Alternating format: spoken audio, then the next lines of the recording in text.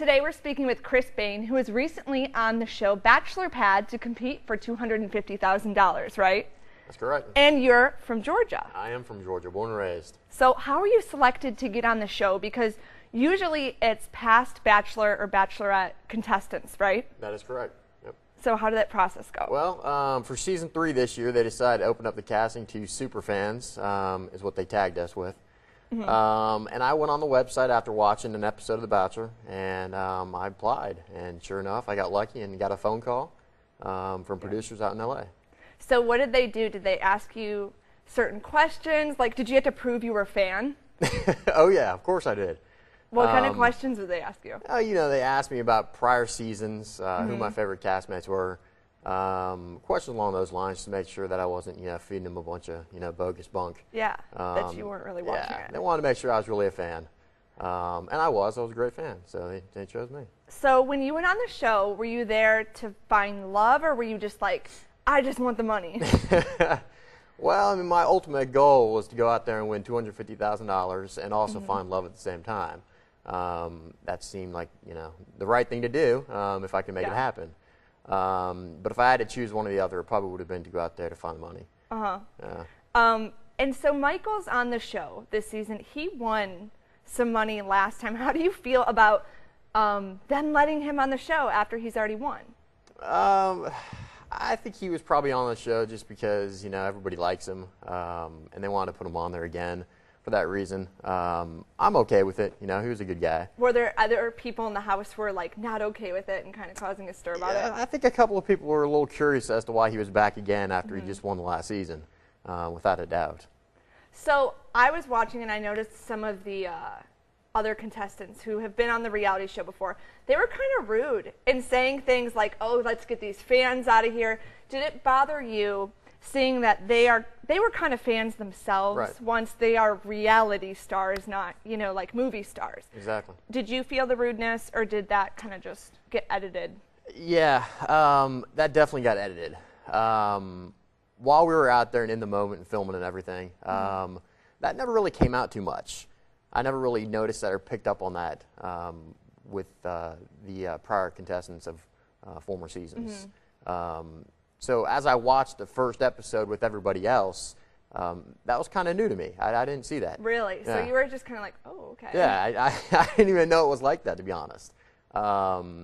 Erica, as I'm sure everybody knows, she kind of had an attitude out there, and you'll see that to continuously come out in her character throughout the series. Yeah, I did find it interesting that she kind of attacked Kaylin for making fun of her appearance, and then she was making fun of a fan at the pool for being an ugly loser. Yeah, she did. That was what she said at the pool. She came out and she called David an ugly loser. Yeah. Because he went and told her that he was going to try to vote her off. So, but you'll see a whole lot more come out from Erica and her character. So what would you do differently? I know this is a big strategy game. It is. And you kind of did you go in with a plan? Or were you just like, I'm going to go there and do it? Well, of course I went in with a plan. We're talking about $250,000 here. And my plan was to go in and try to get along with the veterans because clearly they've got the numbers in the house. Right. And more than likely they're going to try to gang up on the fans, which, as we saw, they did. Right. So my plan was to try to, weasel my way in with the veterans and get on their good side, and then go from there. And that plan, as we all saw, kind of got murdered by David. But if I would do anything differently going into it, I don't think so. Yeah. I don't think there's really too much. Yeah, I don't think I have any regrets. I don't think there's really too much else I could have done differently. I think the strategy that I had going into it was a great strategy. However, one of the other fans kind of ruined it for me. Right. Well, I mean, it's to be expected. But since being on reality TV, what do you think of it now? I mean, is it all real, or like, do you feel like it's reality TV? I'm not going to say it's scripted. Because it's not really scripted.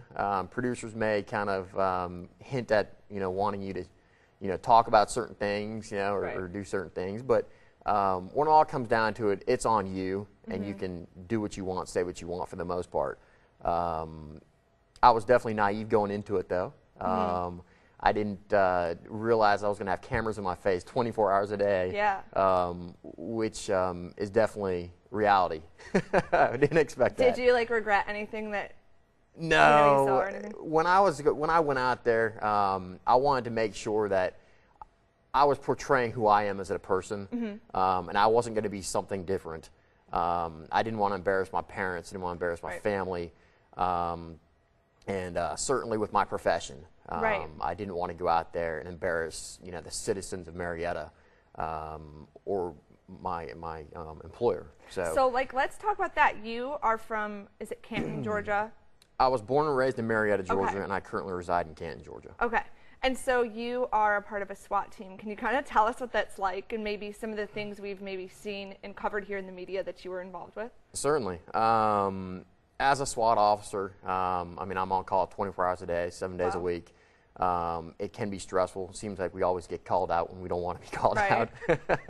Hanging out with family or, you're on a date or something like that. It always seems to happen. Gotta go. Oh, yeah. It could be a good excuse, too, to get out of it. I was going to tell you that. I guess I shouldn't say that, but... You have. I hope she sees this. It can work out to my benefit, too, at sometimes, but it's stressful. It can be very stressful. As I'm sure everybody has noticed, the city of Marietta, we have, a pretty active team, and there's a lot of things that go on in Marietta. And we're the first responders that call to those high-risk situations. Yeah. So you like what you do? You're still loving it, and I do. Yeah. Enjoying. What's next for you? Since are you still kind of like looking at? Hey, I want to get into more reality TV. I don't know. I'm just trying to take it all in right now. It's been very surreal.